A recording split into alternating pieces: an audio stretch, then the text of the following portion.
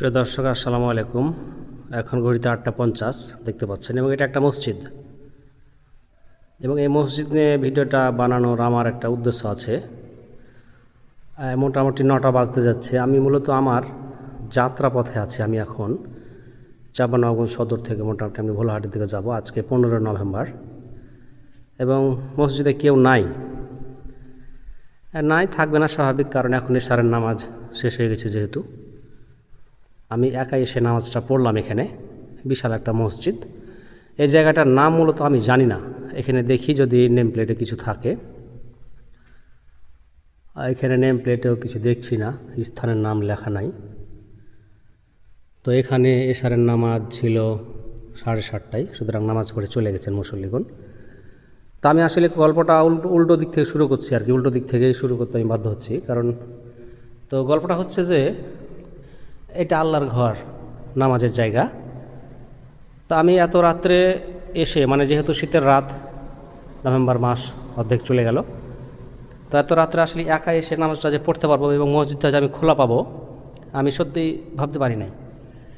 এবং আরও মজার ব্যাপার হচ্ছে যে আমি মূলত, যেহেতু বললাম আমি আমার যাত্রাপথে আছি, তো আমি এখন মোটামুটি আরও 30 কিলো দূরে যাব। রাত্রিবেলা, নভেম্বর পার হয়ে যাচ্ছে। এবং গল্পটা যেহেতু আমি উল্টো দিক থেকে বলছিলাম, মানে এত রাত্রে এসে আমি যে মসজিদটি খোলা পাবো আমি আসলে ভাবি নাই।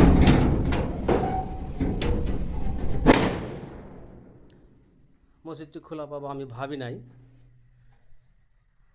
আল্লাহর কাছে হাজার শুকরিয়া এবং কর্তৃপক্ষকে ধন্যবাদ, কারণ আমি এখানে এসে দেখছি যে এটাতে তালা দেওয়া, এই গেটটাতে তালা দেওয়া, এবং ভাবলাম যে এটা কী ব্যাপার, এখানে তালা দেওয়া আর এখানে খোলা, তাহলে মসজিদে কি নামাজ পড়া যাবে না? পরে আমি এই যে গেটটা খুলতে দেখলাম যে না, আমি মসজিদে ঢুকতে পারলাম এবং নামাজ আদায় করলাম, ইশারের নামাজ। এবং আরও উল্টোর দিকে গল্পটা যদি আমি বলতে যাই, আমি তো বললাম যে মোটামুটি এখন আমি 25-30 কিলোমিটার যাব রাত্রেবেলা, নভেম্বর মাস। তো আমার রাত্রে আমাদের গাড়ি আর কি, পিক আপ গাড়ি, চাকা বাস্ট হয়েছে আর কি, চাকা, পেছনের চাকাটা ব্লাস্ট হয়েছে।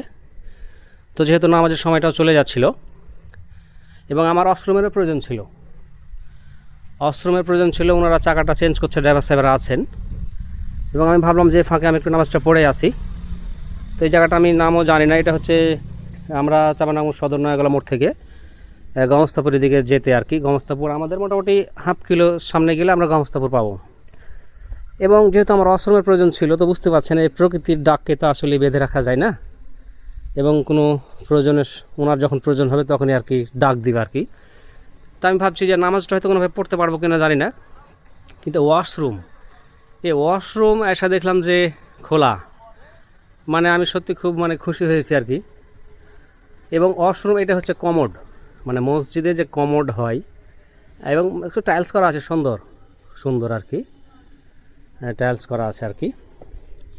আপনাদের দেখাই কখনো আসা হবে কিনা, যে কমোড করা আছে, যে কমোড, এই যে, বাহ, চমৎকার একটা মসজিদের ওয়াশরুম খোলা আছে এবং এটা কমোড।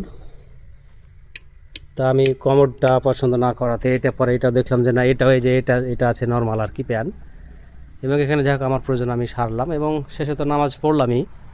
তা আমি এই ভিডিওটা বানানো আমার এটা উদ্দেশ্য ছিল যে আসলে ওনারা মসজিদ কর্তৃপক্ষ, মানে আমাদের সাধারণত দেখি যে নামাজ পড়ার কিছুক্ষণ পরেই মসজিদ কর্তৃপক্ষ মসজিদে তালা দিয়ে দেন, মানে আল্লাহর ঘরে তালা ঝুলিয়ে দিলেন।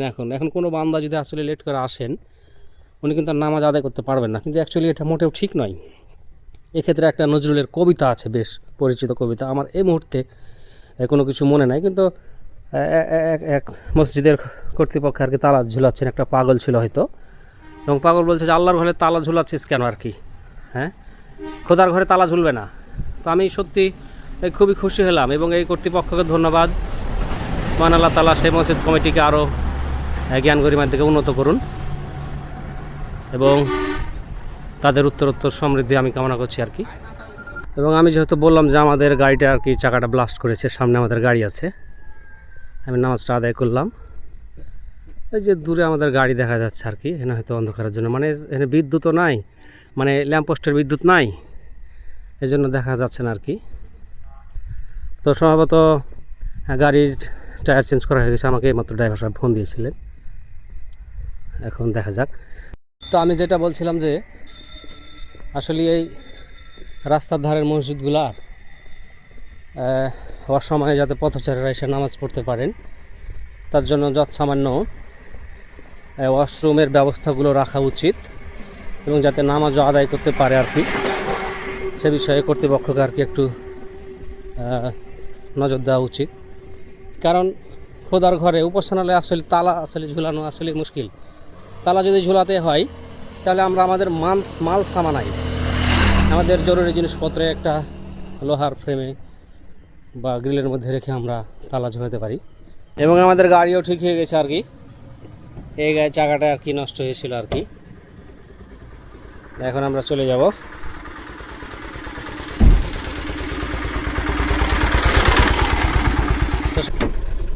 আমাদের কাজ শেষ, আল্লাহর কাছে হাজারো শুকরিয়া যে আমাদের গাড়ির সামনে চাকাটা আসলে কোনো ক্ষতি হয় না। কারণ সামনে চাকা ক্ষতিগ্রস্ত হলে আসলে গাড়ির বেশি ক্ষতি হয়, যাত্রীর ক্ষতি হয়।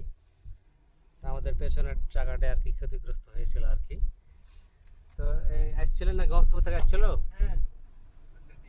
তো গমস্তাপুর থেকে আর কি গাড়ির চাকাটা দিয়ে গেলেন, এবং আমাদের ড্রাইভার সাহেব তো বেশ মেরামত করে গাড়ি রওনা দিয়েছেন আর কি।